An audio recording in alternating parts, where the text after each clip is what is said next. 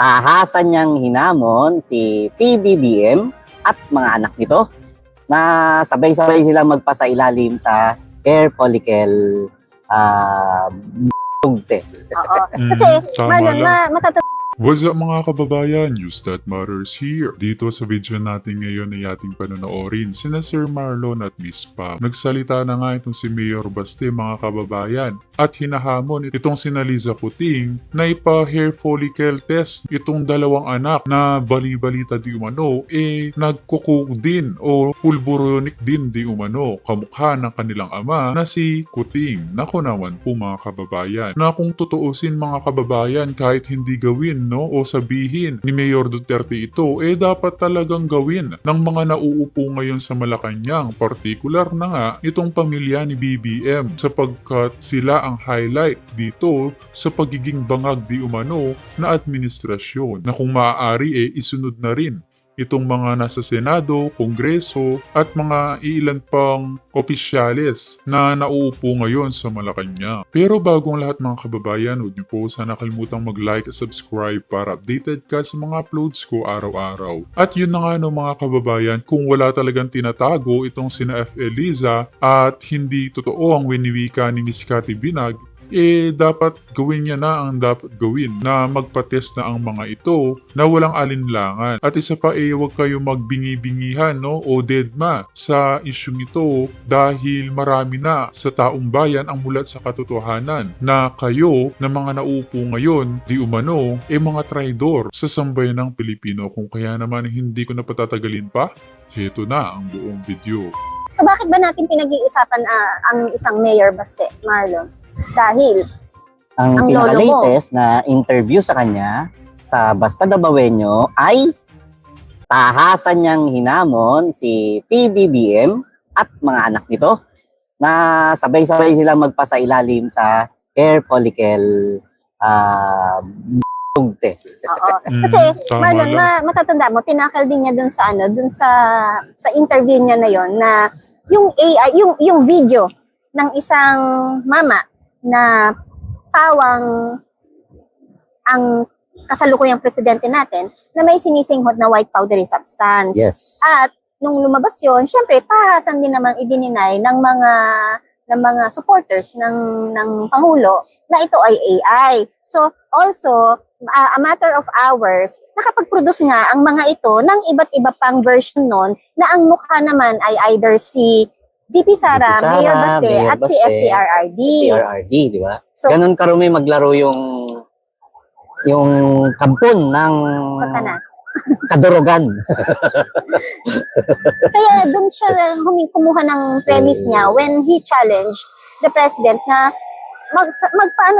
magpa-follicle test tayo, isama mo ang mga anak mo, sabay-sabay tayo. Sabi niya, dapat lang talaga kung maaari gawin nila yun, Miss Pam, Sir Marlon, no? Na lahat silang nauupo ngayon sa Malacanang, magpa-hair follicle test nang malaman kung sino ang mga bangag na nauupo ngayon mula Kongreso, Senado, at syempre sa Presidente. Lalo na si BBM dahil siya talaga ang unang nag-viral at sinabi ng taong bayan na Adictus Benedictus ang ating Presidente. Marlon, kapag ang isang tao ay naghamon ng ganun katapang, siyang naghamon, alam niya na ang resulta niya magiging negative siya. Kasi ang tapang mo At ang catch dito, ang lagi rin, nung mga nakaraan ang lagi nilang nilalabas na maling istorya ay di umano si Mayor Baste dati na ring sangkot o dati nang gumagamit ng ipinagbabawal na durog.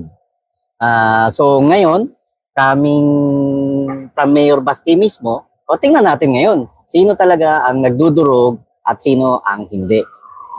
May ano yan, Marlon Yung balitang yan, may news blackout yan sa mainstream media. Totoo. Allegedly, the mainstream media were instructed by the Disneyland, the White Castle Whiskey, dyan sa Castillo, na nandyan sa Maynila, na they cannot talk about that issue. They should not talk about that issue. And to keep their supposedly neutrality, they are not to take sides also. Grabe, Yun no? di umano ang instruction ng kataas-taasan sa lahat ng mainstream media na alam mo namang sinusunod nila dahil ni isa wala kang marinig ngayon sa paglabas ng isang katibinag na very explosive ang mga ang mga sinabi, ang mga pahayag, ang mga testimonyang ginawa na inignore ng mainstream media. Grabe yung ginagawa nilang news blackout. Mm-mm. Kasi Pam, pwede naman yun ng O sige, para hindi bias yung gagawin nilang reporting. Ay, si gamitin Sir Rico nilang- Gutso, Ay, Sir Rico Goods, kamusta po sa Kamusta po sa Baguio. Baguio? Ito. Anyway, balik ako ron Sorry, sa na-distract. para mawala yung pagiging bias nila. Sige, gamitin nilang batayan at i-quote nila yung mga pinagsasabi ni Miss Cathy Binag. Sana kunin nila yung site ni PBBM kung gaano katotoo ito at hindi. Sa mga editors naman, Pam, alam mo yun? Kasi minsan naging editor din naman tayo. Ang sarap gawan ng editorial, no? Kaya kasi nga, Sir Marlon, mga bayaran ng mga yan. Wala tayong maaasahan, lalo na sinupalpala ng pera ang mga yan, no? Viral sa social media itong si Miss Cathy Binag at itong pagpupulburon ni BBM. Pero pagdating sa media, wala silang inuulat sa sambayan ng Pilipino. Kaya di ko rin masisi kung may iilan pang mga kababayan natin na natanga sa mga nangyayari sa ating bansa. Dahil hawak nga sa leeg itong mga media, dagdag pa na ang dami nilang trolls na binabayaran para pagandahin at protektahan ang kanilang pangalan. Yung editorial mo, ang pinaka-conclusion mo ay para hindi mo masabing may kinikilingan ka. Manawagan lang ang bawat media na magpasailalim sa hair follicle drug test si PBBM. Ganun lang Ay, kasi. hindi naman masama. Hindi masama. Kung gawin nila, Hindi di ba? masama. So, ito total blackout. Ito talagang walang banggitan. Kumbaga sa amin sa Senate media no, ng biro walang banggitan Yun yung ito talagang total nilang inuupuan yung istorya, no? Inuupuan para hindi gamitin at hindi ipaalam sa publiko na may ganito kabigat na akusasyon laban sa presidente ng Pilipinas. Tapos, nasasaktan sila kapag sinasabing nasa martial law era na naman tayo, ang bansa, under another Marcos named Marlon. So, kung ginagawa ninyo at naikukumpara kung ano yung ginawa naman ng tatay mo noon, so masasabi natin talagang ikaw ay anak ng diktador nung nakaraang, di ba? You are the son of a dictator.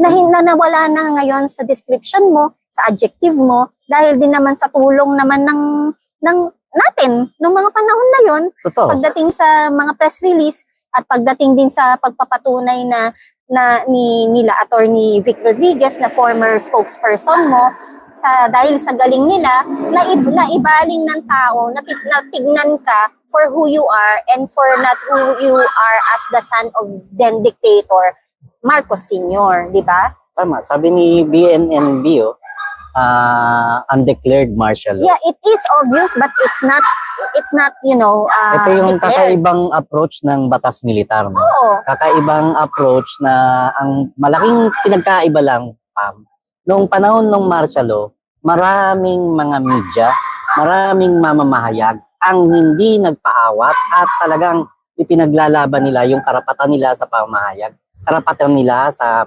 pagsasalita, at karapatan nila sa pagbabalita. At samantalang ngayon, nagpapagamit na rin sila sa mga may kapangyarihan at binabaliwala na nila yung kanilang fundamental rights na siyang nakasaad sa ating konstitusyon, partikular sa Article 3, yung Bill of Rights, na binabaliwala na nila ito dahil meron na ring pumapasok o nagpapagamit na rin sila kapalit ng pera. Salapi.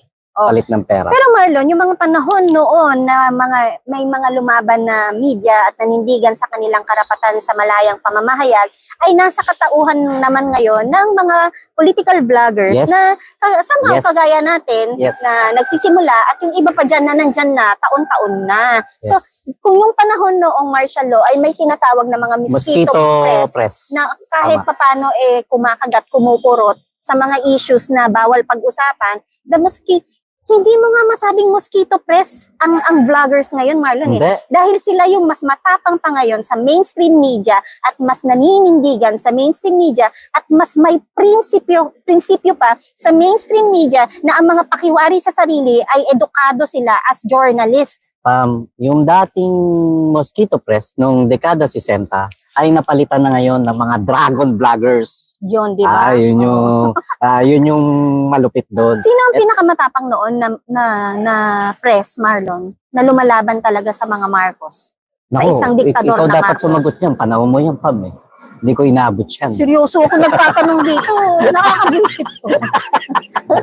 Hindi, Naibaling mo marami ba sa sila akin eh. yun? Ang natatandaan ko mga mosquito press na inabot ko Yung hanggang ngayon. hindi mayabang matapang na kagaya ng Matapang, SMNI. hindi. Kasi gusto kong i-relate na kung sino man sila noon, siya ang SMNI ngayon. Kasi pam elementary ako, grade 1 ako, nung nung pre-EDSA na, nung EDSA People Power na. Or nung pagkamatay ni Ninoy Aquino, na tatay ni Noynoy Aquino at asawa ni Cory. Cory Aquino, na August 21, 1983. Di ba? Veritas. Radyo Veritas. Radyo Veritas eh.